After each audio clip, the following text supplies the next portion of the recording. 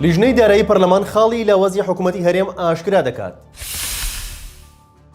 سەرکردایەتێکی یەکێتی وەڵامی وتەبێژی پۆلیسی هەولێر دەداتەوە. چوارچێوەی هەماهەنگی مەرجەکانی پارتی ڕەت دەکاتەوە. سڵاوتان نەبێت لە شاپرێسەوە هەواڵی ڕۆژتان پێشکەشەکەم. سەرۆکی لیژنەی دارایی لە پەرلەمانی کوردستان ئاشکرای دەکات نەبوونی پرۆژە یاسای بودجە لە هەرێمی کوردستان یەکێکە لە خاڵە لاوازەکانی حکوومەت.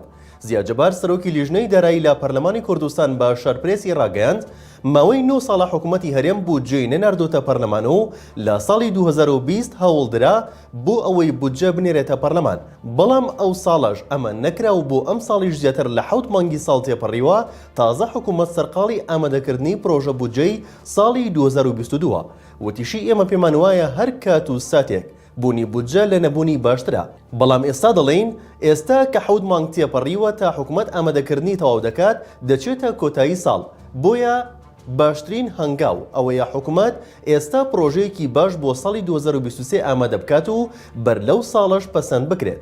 ماوەی 9 ساڵە حکوومەت هیچ پرۆژە بودجەیەکی نەبووە و بەشێک لەو ساڵە ئەژمێرەی خەرجی و داهاتیشی بۆ پەرلەمان نەناردووە. وەزارەتی کارەبای حکوومەتی هەرێم ڕایگەیاند ژمارەیەک پرۆژە جێبەجێ دەکات کە دەبێتە هۆی زیادکردنی بەرهەمێنانی نزیکەی 700 مێگاوات کارەبا. وەزارەتی کارەبای هەرێم ڕایگەیاند ژمارەیەک پرۆژەی نوێی کارەبا لە بواری جێبەجێکردندان کە دەتوانێت 675 مێگاوات کارەبای تر بەرهەم بێنێت. ئەوەش کراوەتە ڕوو وێزگەی بازیان بە توانای 500 مێگاوات و وێزگەی تاسلوجەش بە 51 مێگاوات و فراوانکردنی وێزگەکانی هەولێر و سلێمانی و دهۆک بە 87 مێگاوات و وێزگەی دێرەلوکیش بە 37 مێگاوات بەرهەمێنانی کارەبا زیاد دەکات. لە ئێستادا حکوومەتی هەرێم ڕۆژانە توانای بەرهەمێنانی 3500 مێگاوات کارەبای هەیە و هاوڵاتیانیش پێویستیان بە دوو هێندەی ئەو بڕە کارەبای هەیە.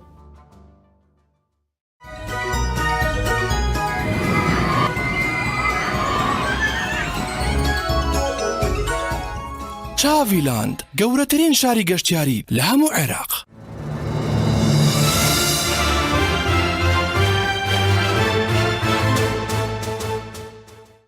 سەرکردایەتی یەکێتی وەڵامی لێدوانی وتەبێژی پۆلیسی هەولێر دەداتەوە. حاجی مەسیفی ئەندامی سەرکردایەتی یەکێتی نیشتیمانی کوردستان ڕۆژی 11 ئەم مانگە ڕایگەیاند کاتژمێر 2 بەرەبەیان ماڵەکەی دراوەتە بەر دەستڕێژی گولە و بەهۆیەوە پاسەوانێکی بریندار بووە.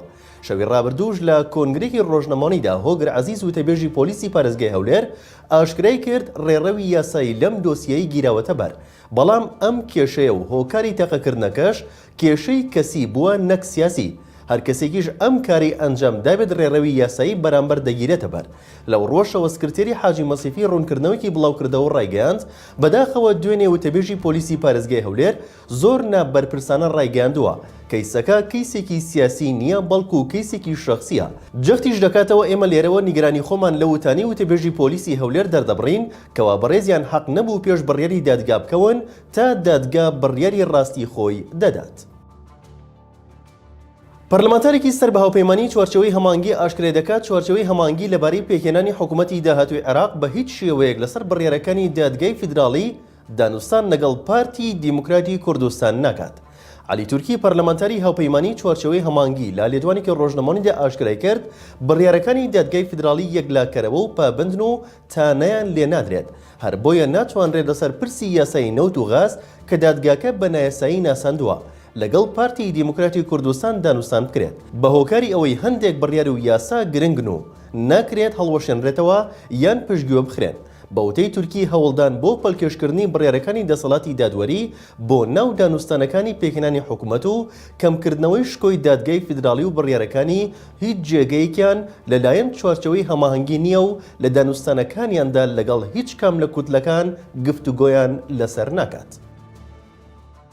لە ڕۆژێک پێش هاتنی جەژنی قوربانەوە نزیکەی 80 کەس لە سنووری پارێزگای دهۆک لەلایەن ئاسایشی پارتیەوە دەستگیر کراونەوە تا ئێستاش چارەنووسیان نادیارە. بە جۆرەی ئەو زانیاریانەی تایبەت دەست شار پرێسکەوتون ڕۆژێک پێش جەژنی قوربان واتە ڕۆژی عەرەفە ئاسایشی پارتی لە سنووری هەردوو ناوچەی ئامێدی و شیلاتزێ هەڵمەتێکی فراوانی دەستگیرکردنی ئەنجام داوە. لەو زانیاریانەی دەست شار پرێسکەوتون لەو هەڵمەتەدا نزیکەی 80 کەس دەستگیر کراون. شارپرێز ئەوەی زانیوە سەرباری هەوڵی کەسوکاری دەستگیرکراوان تا ئێستا هیچ سەرەداوێک لەبارەی چارەنووسیان و شوێنی دەستگیرکردنیان و هۆکاری دەستگیرکردنیشیان نەزانرێت و سەرجەم دەستگیرکراوەکانیش دانیشتووی سنوورەکانی ئامێدی و شیلاتزێن. لە شارپرێسەوە هەواڵی ڕۆژتان پێشکەشکرا شاد و بەختەوەربن.